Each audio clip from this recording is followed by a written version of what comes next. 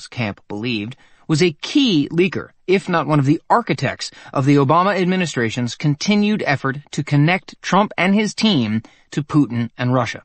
Rhodes, many in the White House believed, was the deep state. They also believed that every time a leak was credited to former and current officials, Rhodes was the former official who was in close touch with current officials. While the article was largely just a dire recapitulation of fears about Putin and Trump, it did, in a parenthesis toward the end of the article, quite burying the lead, connect Jared Kushner to Kislyak, the Russian ambassador, in a meeting in Trump Tower with Michael Flynn in December. Hicks missed this point. It had to be highlighted for the president by Bannon. 3 people in the Trump administration, the former National Security Advisor, the current Attorney General, and the president's senior advisor and son-in-law, had now been directly connected to the Russian diplomat. To Kushner and his wife, this was less than innocent. They would, with a sense of deepening threat, suspect Bannon of leaking the information about Kushner's meeting with Kislyak. Few jobs in the Trump administration seemed so right, fitting, and even destined to their holder as Jeff Sessions' appointment as the nation's top law enforcement officer. As he viewed his work as AG, it was his mandate to curb, circumscribe, and undo the interpretation of federal law that had for 3 generations undermined American culture and offended his own place in it. "This is his life's work," said Steve Bannon. And Sessions was certainly not going to risk his job over the silly Russia business, with its growing collection of slapstick Trump figures. God knows what those characters were up to. Nothing good, everybody assumed. Best to have nothing to do with it. Without consulting the president or ostensibly anyone in the White House, Sessions decided to move as far as possible out of harm's way. On March 2nd, the day after the Post story, he recused himself from anything having to do with the Russia investigation. The news of the Attorney General's recusal exploded like an IED in the White House. Sessions was Trump's protection against an overly aggressive Russian investigation. The president just could not grasp the logic here. He railed to his friends. Why would Sessions not want to protect him? What would Sessions gain? Did he think this stuff was real? Sessions needed to do his job. In fact, Trump already had good reason to worry about the DOJ. The president had a private source, one of his frequent callers, who, he believed, was keeping him abreast of what was going on in the Justice Department, and, the president noted, doing a much better job of it than Sessions himself. The Trump administration, as a consequence of the Russia story, was involved in a high-stakes bureaucratic push-pull, with the president going outside government to find out what was happening in his own government. The source, a longtime friend with his own DOJ sources, many of the president's rich and powerful friends had their own reasons to keep close tabs on what was happening at the Justice Department, fed the president a bleak picture of a Justice Department and an FBI run amok in its efforts to get him. Treason was a word that was being used, the president was told. The DOJ, the president's source told him, was filled with women who hated him. It was an army of lawyers and investigators taking instructions from the former administration. They want to make Watergate look like Pissgate, the president was told. This comparison confused Trump. He thought his friend was making a reference to the Steele dossier and its tale of the golden showers. After the Attorney General's recusal, the president, whose instinctive reaction to every problem was to fire someone right away, thought he should just get rid of Sessions. At the same time, there was little doubt in his mind about what was happening here. He knew where this Russia stuff was coming from, and if these Obama people thought they were going to get away with it, they had another thing coming. He would expose them all. One of Jared Kushner's many new patrons was Tony Blair, the former British Prime Minister, whom Kushner had gotten to know when, on the banks of the River Jordan in 2010, they both attended the baptism of Grace and Chloe Murdoch, the young daughters of Rupert Murdoch and his then-wife, Wendy. Jared and Ivanka had also lived in the same Trump building on Park Avenue where the Murdochs lived, For the Murdochs, it was a temporary rental apartment, while their grand triplex on Fifth Avenue was renovated, but the renovation had lasted for 4 years. And during that period, Ivanka Trump had become one of Wendy Murdoch's closest friends. Blair, godfather to Grace, would later be accused by Murdoch of having an affair with his wife, and of being the cause of their breakup. In the divorce, Wendy got the Trumps. It's stuck. But once in the White House, the president's daughter and son-in-law became the target of a renewed and eager cultivation by, with quite some irony, both Blair and Murdoch. Lacking a circle of influence in almost all of the many areas of government with which he was now involved, Kushner was both susceptible to cultivation and more than a little desperate for the advice his cultivators had to offer. Blair, now with philanthropic, private diplomatic, and varied business interests in the Middle East, was particularly intent on helping shepherd some of Jared's Middle East initiatives. In February, Blair visited Kushner in the White House. On this trip, the now freelance diplomat, seeking to prove his usefulness to this new White House, imparted a juicy nugget of information. There was, he suggested, the possibility that the British had the Trump campaign staff under surveillance, monitoring its telephone calls and other communications, and possibly even Trump himself. This was, as Kushner might understand, the Sabbath Goy theory of intelligence. On the Sabbath, observant Jews could not turn on the lights, nor ask someone else to turn on the lights. But if they expressed the view that it would be much easier to see with light, and if a non-Jew then happened to turn them on, that would be fine. So, although the Obama administration would not have asked the British to spy on the Trump campaign, the Brits would have been led to understand how helpful it might be if they did. It was unclear whether Blair's information was rumor, informed conjecture, his own speculation, or solid stuff, but as it churned and festered in the president's mind, Kushner and Bannon went out to CIA headquarters in Langley to meet with Mike Pompeo and his deputy director, Gina Haspel, to check it out. A few days later, the CIA opaquely reported back that the information was not correct. It was a miscommunication. Politics had seemed to become, even well before the age of Trump, a mortal affair. It was now zero-sum. When one side profited, another lost. One side's victory was another's death. The old notion that politics was a trader's game, an understanding that somebody else had something you wanted, a vote, goodwill, old-fashioned patronage, and that in the end the only issue was cost, this nice, you'd think they'd have had put gone out of flowers fashion. in it. Now it was a battle between good and evil. Curiously, for a man who seemed to have led a movement based in anger and retribution, Trump was very much, or believed he was very much, a politician of the old stripe, a let's-work-it-out guy. You scratch my back, I'll scratch yours. He was, in his mind, the ultimate tactician, always knowing what the other guy wanted. Steve Bannon had pressed him to invoke Andrew Jackson as his populist model, and he had loaded up on Jackson books. They remained unread. But his real beau ideal was Lyndon Johnson.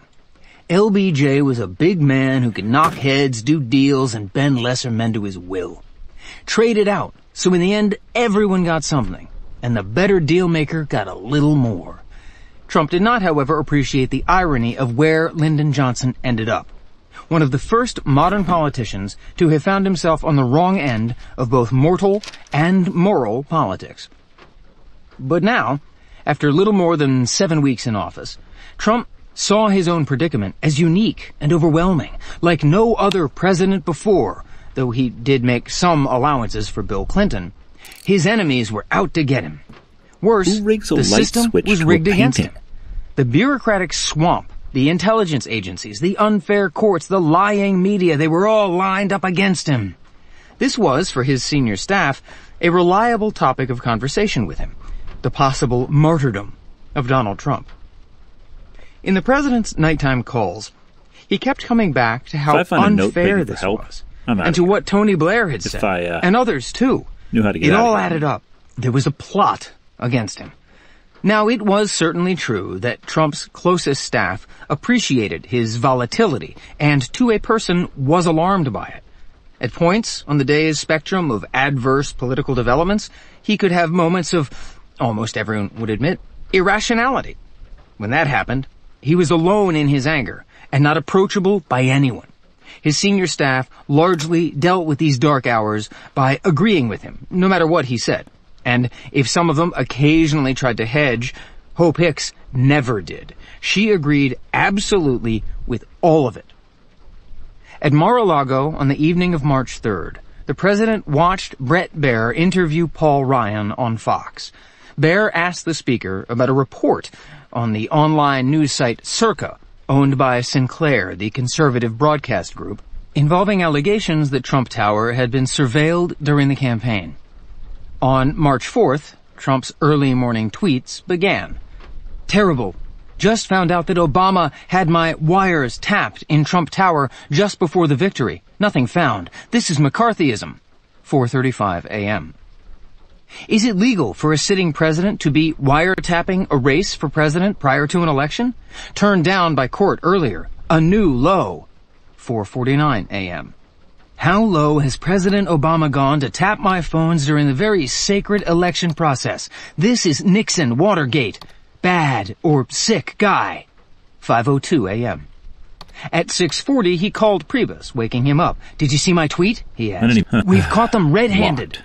Then the president held his phone, right here, so Priebus could hear the playback Turn the of the Baier dials, show. twist the knobs, He had match no the interest puzzle in pieces, precision or even any right ability to be precise. This was pure public exclamation, a window into pain and frustration. With his misspellings and his use of 1970s lingo, wire tapping called up an image of FBI agents crouched in a van on Fifth Avenue, it seemed kooky and farcical.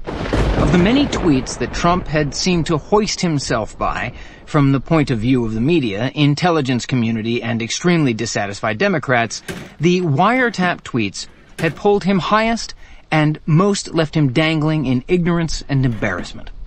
According to CNN, two former senior U.S. officials quickly dismissed Trump's accusations out of hand. Just nonsense, said one former senior U.S. intelligence official. Inside the White House, the just nonsense quote was thought to be from Ben Rhodes, offered in cat that swallowed the canary fashion. Ryan, for his part, told Priebus he had no idea what Baier was talking about, and that he was just BSing through the interview. But if tapping Trump's phones wasn't literally true, there was a sudden effort to find something that might be, and a frantic White House dished up a Breitbart article that linked to a piece by Louise Mensch, a former British politician who, now living in the United States, had become the Jim Garrison of the Trump-Russia connection. There was a further effort to push aggressive incidental collection and unmasking back onto the Obama White House. But in the end, this was another, and to some quite the ultimate, example of how difficult it was for the president to function in a literal, definitional, lawyerly cause and effect political world. It was a turning point. Until now, Trump's inner circle had been mostly game to defend him. But after the wiretap tweets, everybody, save perhaps Hope Hicks, moved into a state of queasy sheepishness, if not constant incredulity. Sean Spicer, for one, kept repeating his daily, if not hourly, mantra. You can't make this shit up. Chapter 12. Repeal and replace. It's stuck. It's stuck. A few days after the election, Steve Bannon told the president-elect, in what Katie Walsh would characterize, with a raised eyebrow, as more Breitbart shenanigans, that they had the votes to replace Paul Ryan as Speaker of the House with Mark Meadows, the head of the Tea Party-inspired Freedom Caucus, and an early Trump Turn supporter. the dials, twist the knobs, Meadows' wife had a particular puzzle place of regard in the Trump camp for continuing a campaign swing across the Bible Belt over Billy Bush weekend. Nearly as much as winning the presidency itself, removing Ryan, indeed humiliating him, was an ultimate expression of what Bannon sought to accomplish, and of the mind meld of Bannonism and Trumpism. From the beginning, the Breitbart campaign against Paul Ryan was a central part of its campaign for Donald Trump. Its embrace of Trump and Bannon's personal enlistment in the campaign 14 months after it began was in part because Trump, throwing political sense to the wind, was willing to lead the charge against Ryan and the GOP godfathers. Still, there was a difference between the way Breitbart viewed Ryan and the way Trump viewed him. For Breitbart, the House rebellion and transformation that had driven the former Speaker, John Boehner, from office, and which plausibly was set to remake the House into the center of the new radical republicanism, had been halted by Ryan's election as Speaker. Mitt Romney's running mate and a figure who had merged a conservative fiscal wonkishness. He had been the chairman of the House Ways and Means Committee and, as well, chairman of the House Budget Committee, with an old-fashioned idea of unassailable Republican rectitude. Ryan was the official last best hope of the Republican Party. Bannon, typically, had turned this trope into an official Trumpist talking point. Ryan was created in a petri dish at the Heritage Foundation. If the Republican Party had been moved further right by the Tea Party rebellion, Ryan was part of the ballast that would prevent it from moving further, or at least at a vastly slower pace. In this, he represented an adult, older brother's steadiness in contrast to the Tea Party's ADD hyper-immaturity, and a stoic, almost martyr-like resistance to the Trump movement.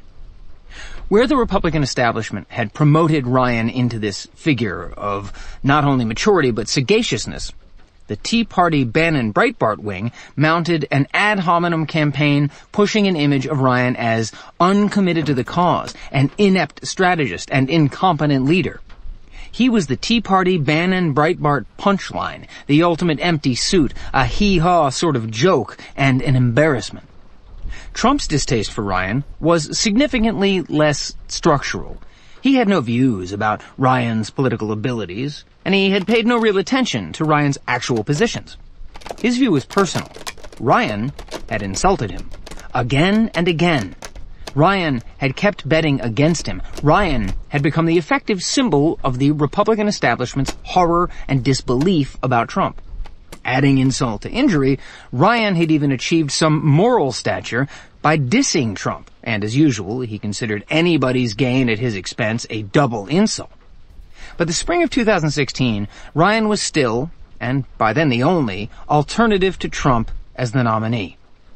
Say the word, many Republicans felt, and the convention would stampede to Ryan. But Ryan's seemingly smarter calculation was to let Trump win the nomination and then to emerge as the obvious figure to lead the party after Trump's historic defeat and the inevitable purge of the Tea Party Trump Breitbart wing. Instead, the election destroyed Paul Ryan, at least in Steve Bannon's eyes. Trump had not only saved the Republican Party, but had given it a powerful majority. The entire Bannon dream had been realized. The Tea Party movement, with Trump as its remarkable face and voice, had come to power. Something like total power. It owned the Republican Party. Publicly breaking Paul Ryan was the obvious and necessary step. But a great deal could fall into the chasm between Bannon's structural contempt for Ryan and Trump's personal resentment. If Bannon saw Ryan as being unwilling and unable to carry out the new Bannon-Trump agenda, Trump saw a chastened Ryan as suddenly and satisfyingly abject, submissive, and useful. Bannon wanted to get rid of the entire Republican establishment. Trump was wholly satisfied that it now seemed to bend to him. "He's quite a smart guy," Trump said, after his first post-election conversation with the Speaker. "A very serious man. Everybody respects him." Ryan